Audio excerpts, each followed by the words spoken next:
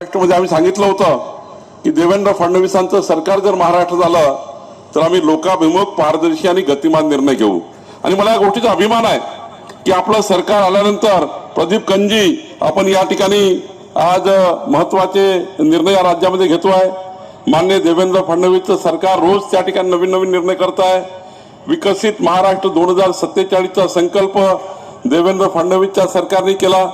ज्या पद्धतीने माननीय पंतप्रधान नरेंद्र मोदीजी विकसित भारत मांडतात आहे, 2047चा भारत म्हणजे आजपासून 23 वर्षानंतर तुमच्या घरी जन्म झालेलं बाळ, तुमच्या घरी जन्म होणारं बाळ, या 23 वर्षानंतर जी जनसंख्या असेल त्या जनसंख्येला लागणारं व्यवस्थापन, त्या जनतेला लागणारा विकास करण्याची योजना देवेंद्र फडणवीस सरकारने केली, मोदीच्या सरकारने केली.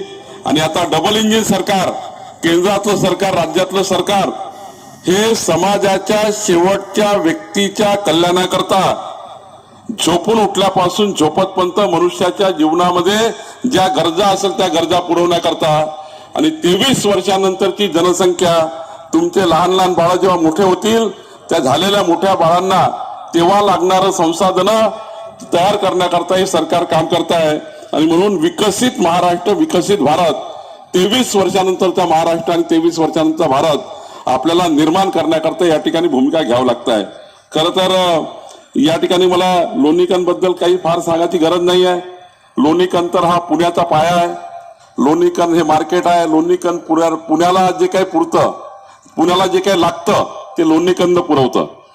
कारण अनेक वर्षा अनादी कालापासनं लोणीकरनी पुण्याला रसद पुरवली आहे. पुण्याची जेवढी काही व्यवस्था आहे ही बऱ्यापैकी लोणीकर पुरवतं.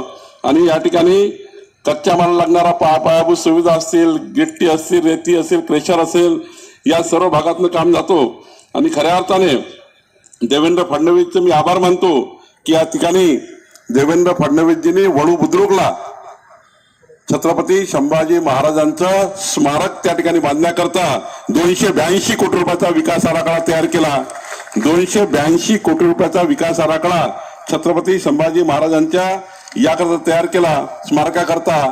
आणि जेव्हा महसूल खात्याकडे विषय आला, महसूल खात्याची जागा पाहिजे होती, आमच्या जिल्हाधिकारी पुलकोंडवारजींनी जो प्रस्ताव माझ्याकडे पाठवला होता, आता या महसूल विभागाने 0.87 हेक्टर म्हणजे जवळपास 2.25 एकर जागा जी महसूल खात्याची होती ती सुद्धा स्मारकाकरता दिली. आणि त्यामुळं या ठिकाणी खऱ्या अर्थाने आज अत्यंत महत्वाचं काम या ठिकाणी आपल्या छत्रपती संभाजी महाराजांच्या समाधीचं बांधकाम या ठिकाणी होत आहे.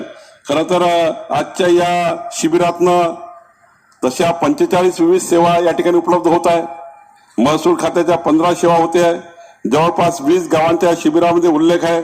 एवढंच नाही तर या ठिकाणी खऱ्या अर्थाने या अभियानामध्ये जे आपण आज वाटप करतोय, खरं तर हे केवळ कागद नाही आहे, तर सर्वसामान्यांच्या आयुष्यात बदल घडवण्याकरता जे आपण या ठिकाणी निर्णय करतो आहे. आणि हा निर्णय समाजाच्या आपल्या पुढच्या काळामध्ये अत्यंत महत्वाचा आहे. खरं तर आपण या ठिकाणी जे श्री राऊत आपल्या ऍडिशनल कलेक्टरने उल्लेख केला की आपण या अभियानाला छत्रपती शिवाजी महाराजांचं नाव का दिलं. खरं तर छत्रपती शिवाजी महाराजांच्या जर आपण प्रशासन बघितलं, शासन बघितलं, तेव्हा लोकाभिमुख प्रशासनाचा उल्लेख नेहमीच आहे. छत्रपती शिवाजी महाराजांच्या कार्यकाळामध्ये 3 गोष्टी महत्वाच्या होत्या. लोकाभिमुख प्रशासन असलं पाहिजे, गतिमान प्रशासन असलं पाहिजे, आणि जनतेचा भ्रष्टाचाराचा एकही रुपया न घेता जनतेला जनतेच्या सेवा मिळल्या पाहिजे, पारदर्शी प्रशासन झालं पाहिजे, हे छत्रपती शिवाजी महाराजांच्या सरकारमध्ये होतं. आणि म्हणून छत्रपती शिवाजी महाराजांची प्रेरणा घेऊन या शिबिराला पुढे नेलं पाहिजे. आणि म्हणून महाराष्ट्रामध्ये आज मला या गोष्टीचा अभिमान आहे की आमच्या महसूल अधिकाऱ्यांनी तलाट्यापासून विभागीय आयुक्तापर्यंत, विभागीय आयुक्तापासून मंत्रालयीन अधिकाऱ्यापर्यंत आज आम्ही छत्रपती शिवाजी महाराजांच्या या शिबिराच्या माध्यमातून 40,000 फेरफार दुरुस्ती केले.